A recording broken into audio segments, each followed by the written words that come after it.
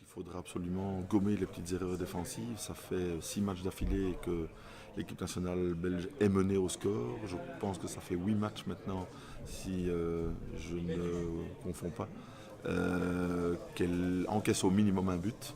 Donc ça, c'est un facteur, à mon avis, plus important à gérer que la manière d'attaquer cette équipe d'Irlande.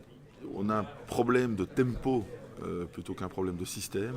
On voit vraiment qu'il n'y a pas de changement de rythme, que c'est une attaque qui est toujours, tout le temps assez stéréotypée, une manière d'arriver en zone offensive assez prévisible pour l'adversaire. Il y a une atmosphère qui change, enfin, non dans le fond, oui dans certains petits détails qui concernent la forme, mais c'est tout à fait normal quand on a une défaite en plus dans un match coup près, enfin, en tout cas un match au sommet.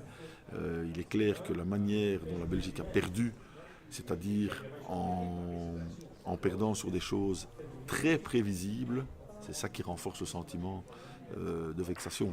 J'ai un peu l'impression que les joueurs et l'entraîneur aussi sont un peu vexés de s'être fait battre sur un truc complètement annoncé. On savait que Bonucci était l'arrière qui relançait la mécanique au niveau italien. Le but est venu de Bonucci sur un long ballon de 40 mètres, j'allais dire hallucinant, avec une faute du back droit qui laisse le médian rentrer vers l'intérieur, avec Alderweireld qui apprécie mal la trajectoire du ballon.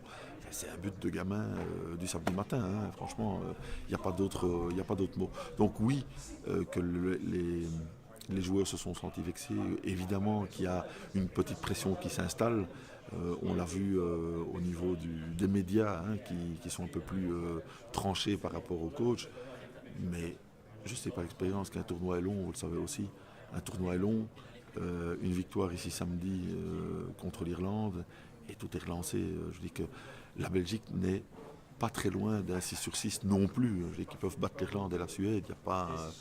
Je dis qu'il n'y a pas le feu au lac, hein, comme on dit en Suisse. Donc je crois qu'il y a, en revanche, une contre-performance contre l'Irlande, même un match nul, pourrait commencer justement à installer un petit peu le doute.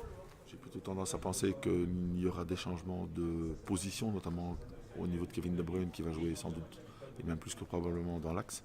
Ce qui fait qu'à droite, il y a un poste qui se libère, soit pour Mertens, soit pour Carrasco. Et évidemment, ça ferait sauter un médian du triangle, qui soit Fellaini, soit Nengolan.